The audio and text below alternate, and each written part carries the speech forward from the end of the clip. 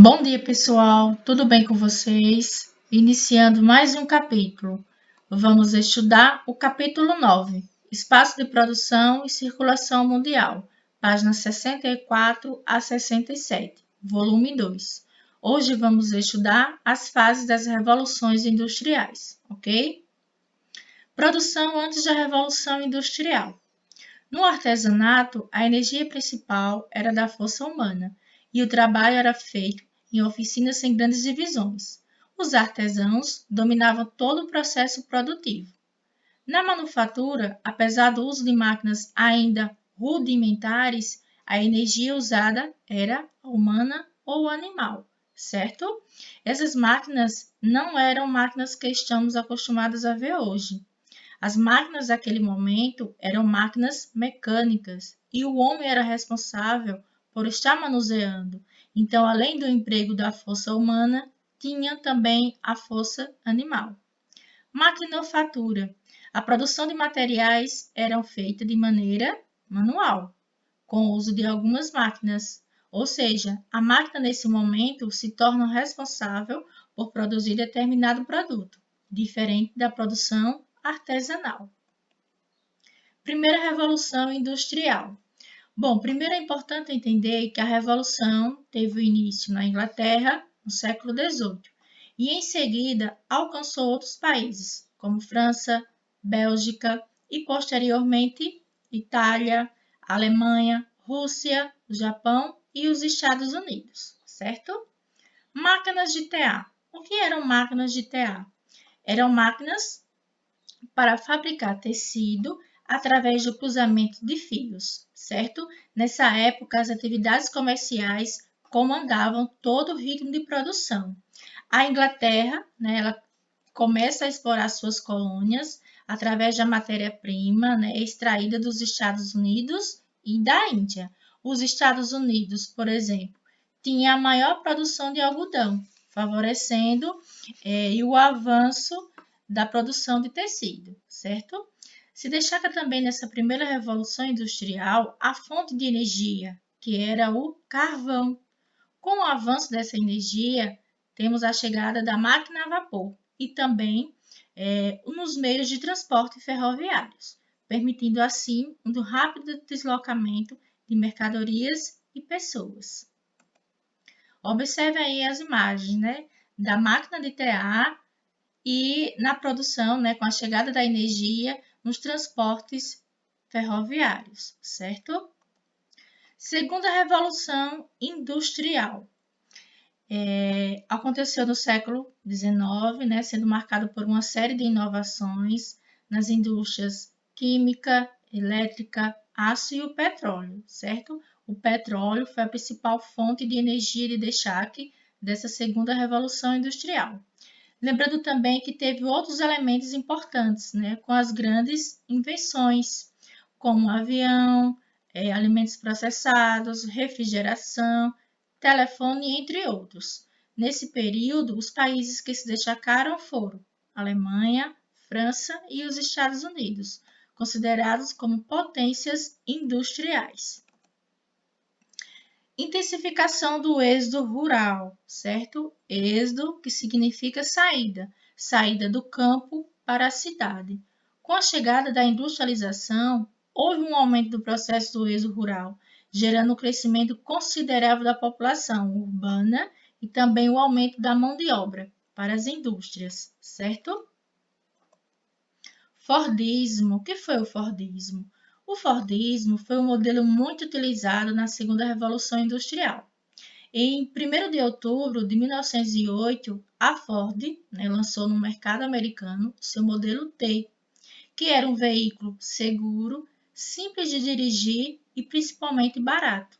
Foi o primeiro carro a ser produzido em série, em linha de montagem, popularizando e revolucionando a indústria automobilística, certo?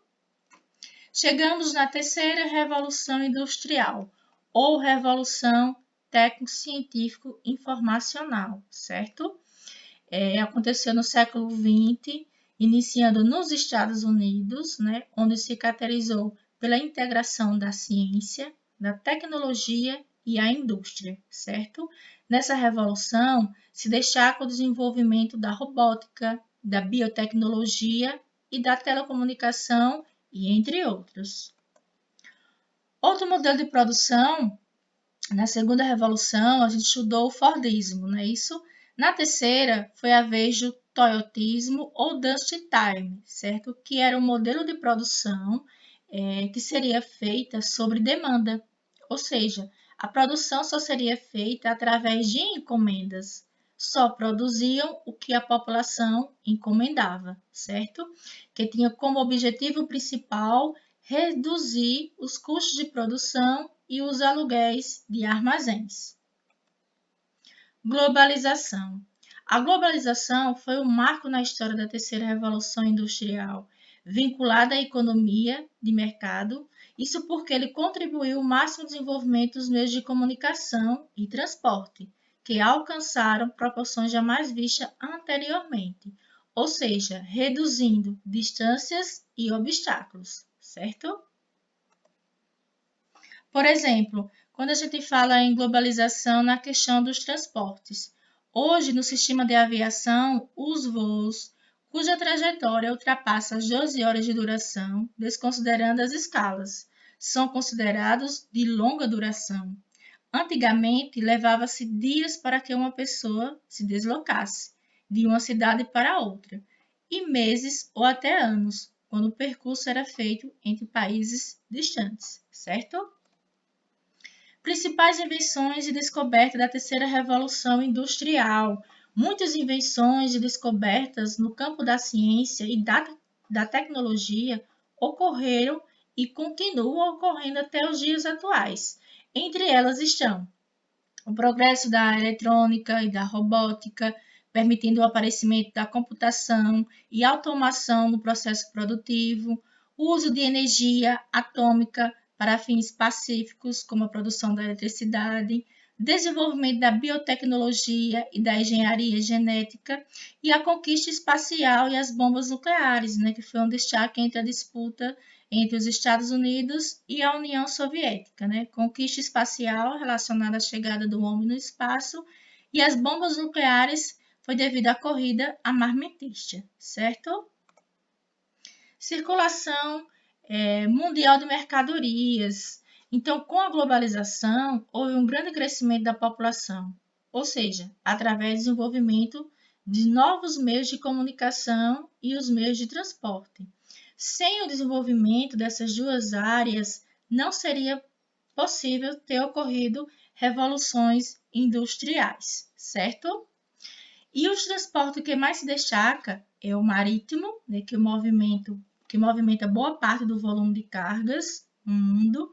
Em média, um navio cargueiro pode transportar cerca de 100.000 toneladas, certo? E o aéreo, que se destaca por ser mais dinâmico, ou seja, mais rápido, do que o marítimo. É um meio de transporte que tem contribuído cada vez mais com o carregamento de mercadorias internacionais. O avião, então, é bastante utilizado, especialmente nos casos em que o produto é perecível, quando há uma urgência na entrega de um produto. Certo, gente? Bom, esse foi o capítulo, de hoje. Faça a leitura desse capítulo, marque os pontos relacionados à explicação dos slides e responda os exercícios. Bons estudos, beijos e até a próxima aula. Saudades!